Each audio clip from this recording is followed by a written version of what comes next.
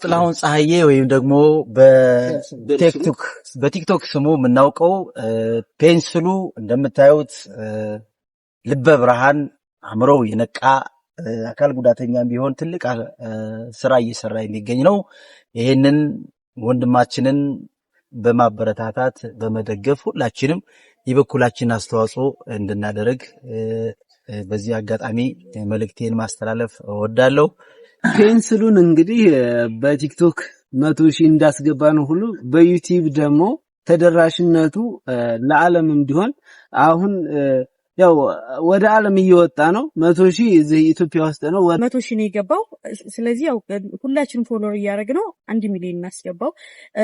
ዩቲዩብ ላይ ደግሞ ሰብስክራይብ እያደረጋችሁ እስኪ ያው ማለት ሁላችን የየግላችን እሱ እንዲያድግ ማድረግ አለብንና በጣም ጎበዝ ነው። በጣም ዕውቀት ያለው ሰው ነው። እኛም ማናውቀውን እሱ የሚያውቅ ነው። ፈታ ያረጋችኋል። በቃ ማለት ዕውቀትም እያስጨበጠ ዘና የሚያረግ ነው።